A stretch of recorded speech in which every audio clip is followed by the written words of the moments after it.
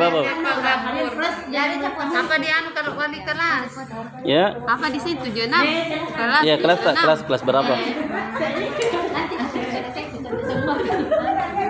Karena kan mau kalau ada di anu di situ bisa kapan saja. Jadi ini diskusi tentang penerapan keyakinan sekolah. Kalau saya kesepakatanku dengan anak-anak tidak ada. Saya masuk ya. Kerapian, siapa yang tidak Diberikan ke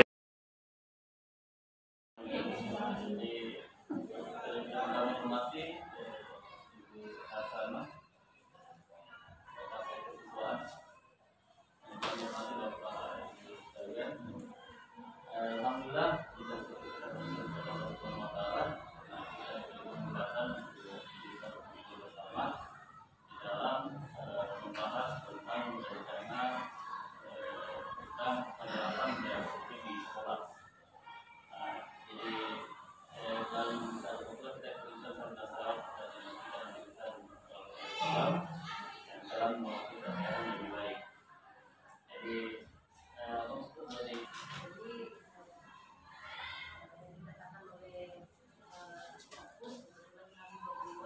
mengikuti kegiatan karena tugas itu adalah membuat sebuah perubahan ada di lingkungan kita.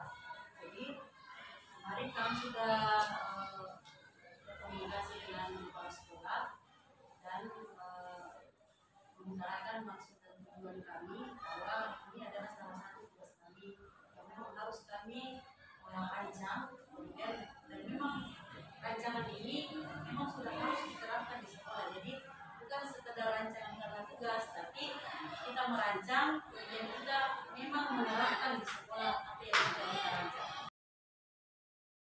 Bapak dan Ibu, terima kasih sudah bisa menyempatkan diri untuk bersama-sama kita hadir di sini untuk membicarakan mengenai kegiatan terus terang kami ini kegiatan guru penggerak. Jadi kegiatan ini berawal dari kami berdua berkoordinasi dengan kepala sekolah untuk membicarakan aksi nyata kami, di mana aksi nyata ini yang intinya adalah kita mau mengadakan perubahan di sekolah kita. Dan alhamdulillah disambut positif oleh Bapak Kepala Sekolah, dan pada waktu itu beliau pun berpesan untuk bagaimana aksi nyata ini atau kegiatan sosialisasi ini sekaligus kita evaluasi terkait kegiatan proses pembelajaran tatap muka kita. Seperti itu. Jadi pertama-tama mungkin kami akan menyampaikan materi tentang budaya positif. Karena kita ini kan berawal dari bagaimana kita mau merubah keadaan sekolah kita menjadi lebih baik. Tentu kita berawal dari bagaimana kita membudayakan yang namanya budaya positif. Jadi untuk mempersingkat waktu, saya persilahkan kepada rekan saya Pak Dwi Lapor untuk mensosialisasikan budaya positif. Waktu dan kesempatan saya persilahkan. Oke, jadi terima kasih. Assalamualaikum warahmatullahi wabarakatuh. Yang saya hormati Ibu Wakasek Kesiswaan, Wakasek Humas, dan Bapak Ibu sekalian. Jadi puji dan syukur kita panjatkan kepada Allah Subhanahu Wa Taala atas berkenannya lah kita diberi kesempatan dan kesehatan untuk bisa bertemu dalam rapat atau pertemuan di dalam sosialisasi budaya positif di sekolah. Dan tak lupa kita kirimkan salam dan salawat kepada junjungan kita Nabi Muhammad SAW. Semoga di hari kelak kita mendapat berkatnya. Amin. Oke Bapak Ibu, jadi mungkin langsung saja. Jadi kalau bertanya lebar. Jadi ini sebenarnya mengenai sosialisasi budaya positif. Bapak Ibu sudah pernah mengetahui ya. Ini kami munculkan kembali. Dan sebenarnya ini juga kami sebagai berdua ini sebagai guru penggerak betul-betul harus ada aksi nyata di sekolah. Jadi kita dituntut untuk bagaimana ada di sekolah perubahan lebih positif lagi ke depan. Oke, Bapak Ibu. Jadi apa yang kami terima dari guru penggerak ini? Ya, saya akan paparkan selama ini sudah 3 bulan, hampir 3 bulan. Yang pertama, jadi dari filosofi Ki Hajar Dewantara. Ya, jadi ini ada 3, Ingarso Sungkulodo, Ingmadio Mangungarso, dan Tuturian Dayani. Jadi ini semua sudah kita ketahui. Tapi intinya di sini, ya, menurut filosofi Ki Hajar Dewantara bahwa siswa itu, ya, kita harus paham itu dididik sesuai dengan kodrat alam dan kodrat zamannya. Jadi jangan pikir lagi mendidik siswa zaman dulu, tapi ikuti sesuai kita didik anak kita sesuai dengan zamannya. Jadi kalau seperti begini sekarang zaman milenial, ya didiklah anak kita menggunakan IT apa semua seperti, tapi tanpa melupakan budaya-budaya kita selama ini. Kemudian intinya di sini filosofi Ki Hajar Dewantara adalah bagaimana siswa merdeka dan bahagia di dalam belajar, seperti itu. Kemudian nilai-nilai apa yang harus dimiliki oleh seorang guru, ya. Jadi ada 5. Yang pertama mandiri, jadi guru itu harus mandiri. Kemudian reflektif, ya, jadi harus reflektif. Jadi setiap pembelajaran guru itu harus merefleksikan pembelajarannya. Seperti itu, ya. Jadi umpama apa yang saya harus rubah, apakah sudah benar tadi ini yang saya lakukan di kelas atau bagaimana. Kemudian kolaboratif, jadi ini guru juga tidak bisa berkembang kalau tidak berkolaborasi dengan berbagai pihak, mulai dari kepala sekolah dan teman guru sejawat, seperti itu. Kemudian inovatif, jadi sini juga guru inovatif. Nah, di dalam inovatif, di dalam mendidik anak sesuai zamannya, harus gurunya inovatif. Contohnya kalau kita daring, ya kita harus menguasai IT. Jadi tidak mungkin bisa daring kalau tidak menguasai IT. Jadi, contohnya penggunaan WA itu sudah merupakan salah satu inovatif di dalam pembelajaran. Nah, di samping seperti ini juga, ya, di dalam pembuatan video-video pembelajaran. Kemudian terakhir adalah berpihak pada murid. Jadi pokoknya di dalam pembelajaran itu guru tidak boleh pembelajaran itu harus fokus kepada peserta didik. Ya, dan jangan guru terus yang berceramah. Ya mungkin itu karena mungkin sama-sama dulu, tapi kami tidak menyalahkan bahwa itu salah. Ya, tapi sesuai zaman sekarang itu, ya siswa itu harus berpihak pada murid. Kalau kita mau pendidikan lebih baik di masa akan datang. Kemudian tentang budaya positif ini, jadi ini ada pertanyaan. Untuk membangun budaya positif, sekolah perlu menyediakan lingkungan yang positif, aman dan nyaman agar murid-muridnya mampu berpikir. Ya, jadi siswa itu tidak ada ditekan, seperti itu. Itu maksudnya di sini. Kemudian bertindak dan mencipta dengan merdeka, mandiri dan bertanggung jawab. Jadi itu. Menurut Dr. William Glasser ini dalam kontrol teori, jadi ini ada 4 kontrol. Ini teori kontrol menurut Dr. William Glasser ini. Pertama, ilusi guru mengontrol murid. Jadi ini pada dasarnya kita tidak dapat memaksa murid untuk berbuat sesuatu jika murid tersebut memilih untuk tidak melakukannya. Jadi jangan memaksakan siswa. Itu menurut teori kontrol. Ya. Kemudian ilusi bahwa semua penguatan positif efektif dan bermanfaat. Ya. Jadi semua penguatan positif atau bujukan adalah bentuk-bentuk kontrol, ya, kepada siswa. Jadi tapi harus yang positif, hindari yang negatif. Ya, seperti itu. Kemudian ilustrasi bahwa kritik yang membuat orang merasa bersalah dapat menguatkan karakter juga. Ya. Jadi ini juga jangan kita membuat siswa merasa bersalah. Jadi walaupun kata-kata kita lembut, ya, tapi jangan membuat siswa ini merasa bersalah, sehingga bisa membuat siswa ini akan gagal seperti itu. Kemudian yang terakhir, ilusi bahwa orang dewasa memiliki hak untuk memaksa. Jadi ini mungkin saya pribadi juga dengan merasa dewasa, jadi biasa memaksa siswa untuk ini memaksakan sesuai dengan keinginan kita. Sebenarnya itu tidak boleh. Itu menurut teori kontrol. Kemudian di dalam keyakinan kelas menurut Dian Gosen ini, jadi suatu keyakinan akan lebih memotivasi seseorang dari dalam atau memotivasi secara intrinsik. Ya. Seseorang akan lebih bergerak dan bersemangat untuk menjalankan keyakinannya daripada hanya sekedar mengikuti serangkaian peraturan. Jadi kalau sekolah membuat peraturan, maka biasa siswa cenderung tidak mau mengindahkan. Tapi yang bagusnya ini menurut dan ini bagusnya kita meminta kepada siswa itu untuk menyebutkan sendiri apa yang keyakinan kelasnya yang dia mau tampilkan, supaya kalau dia lahir dari dirinya sendiri, maka dia juga bisa mungkin tidak akan melanggar dari keyakinan itu. Gitu. Apa prosedur dalam pembentukan keyakinan kelas? Ini pertama, jadi ini nanti ke depan ini di lapangan. Jadi pertama mungkin Bapak Ibu guru akan disuruh untuk meminta siswa untuk bercurah pendapat tentang aturan yang disepakati. Jadi di dalam kelas itu sebelum ini banyak bagusnya awal pembelajaran dimulai, ya, sama cara baru seperti itu. Jadi itu wali kelas atau mata pelajaran itu membuat kesepakatan, ya. Jadi hal apa positif apa yang disepakati di dalam kelas, contohnya datang tepat waktu, seperti itu ya di dalam kelas.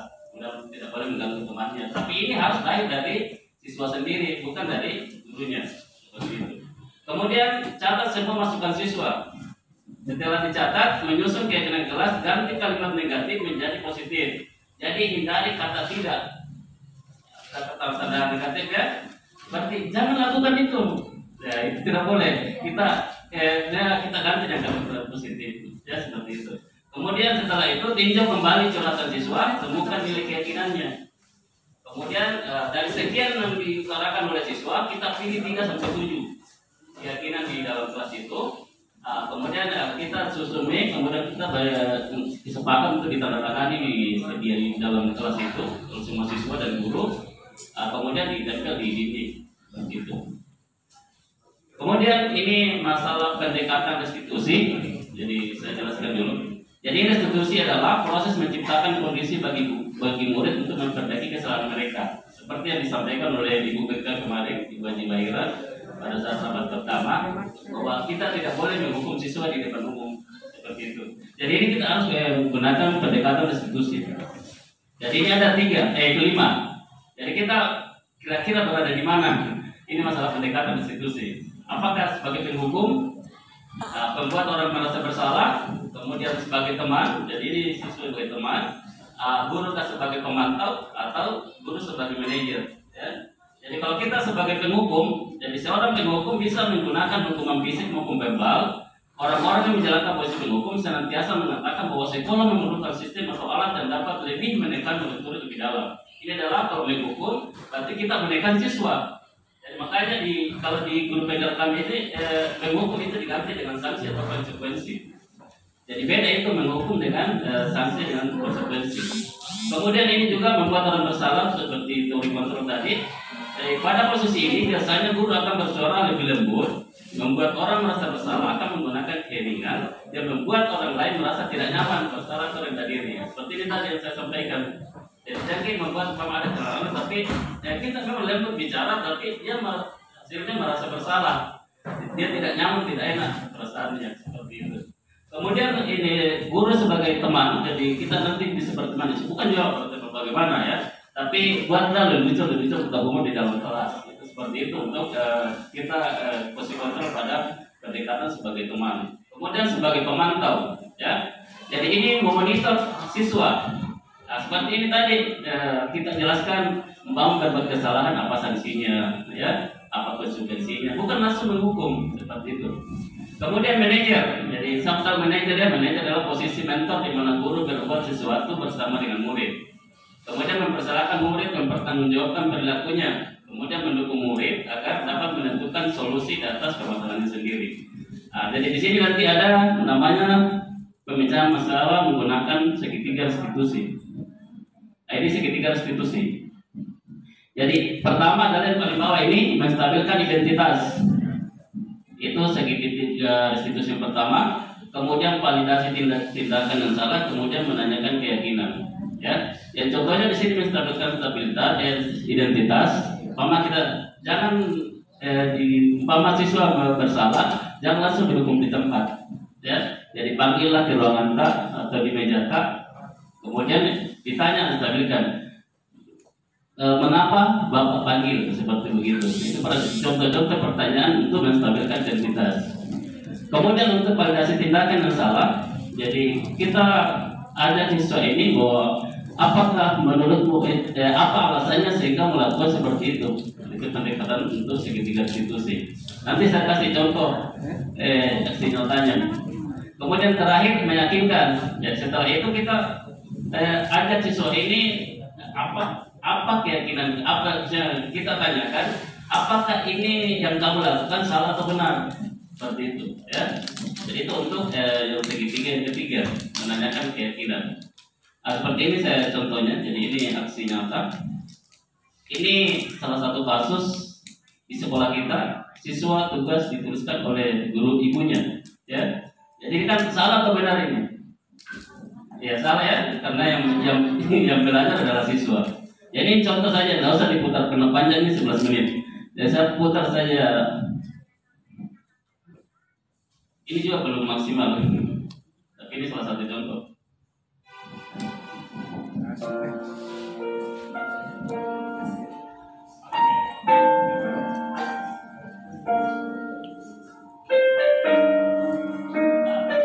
Jadi saya jelaskan dulu. Jadi ini langkah di dalam menstabilkan menggunakan segitiga institusi. Jadi ini nanti ditanya, kenapa Bapak panggil Nabil? Ya, jadi kita tahu apa kira-kira kenapa siswa tadi bersalah dipanggil. Kemudian menurut perbuatan yang kamu lakukan dengan tugas dituliskan oleh mama atau bapak, apa sudah benar atau salah? Ini pertanyaan seperti ini, ya. Pertanyaan pemantik. Kita lanjut saja.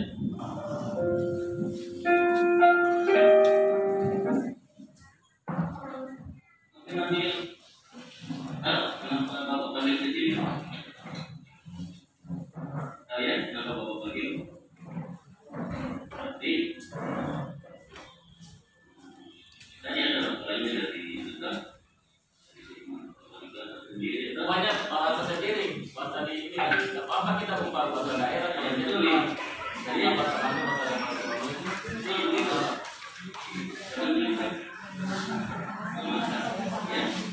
saya tidak benar-benar dipahami sesuatu tidak sampai jadi kita banyak tahunya ya.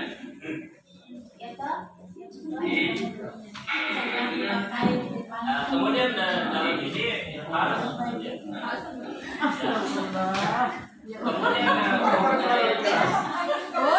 banyak yang di belakang kita. Kita sudah di kelas.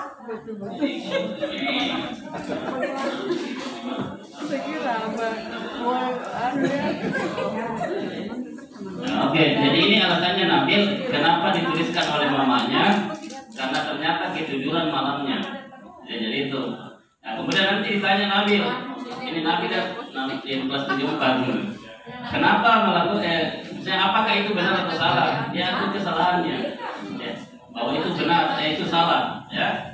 Kemudian apa kira-kira kita tanyakan lagi?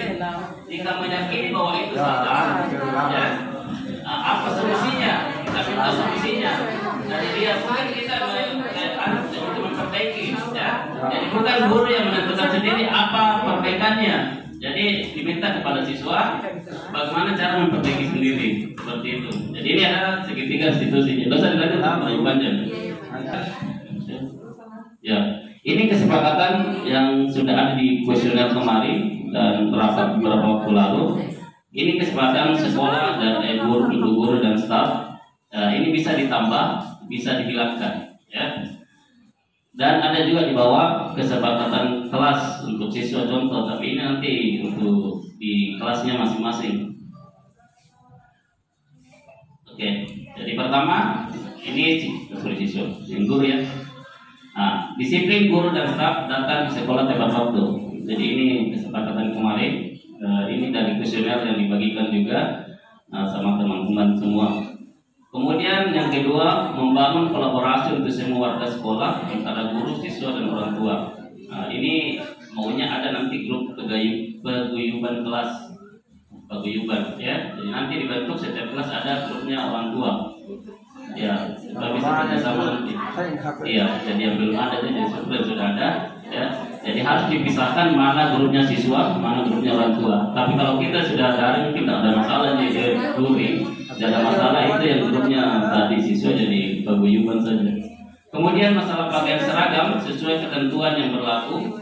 Jadi untuk Senin dan Selasa ini bisa dirubah kalau kita mau rubah sepakati. Senin Selasa itu baju. Assalamualaikum warahmatullahi wabarakatuh.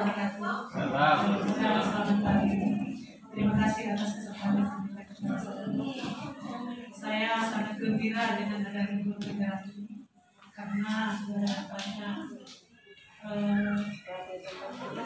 memberikan wawasan kepada kita terutama kita guru, ya terutama ini masalah penanganan anak-anak.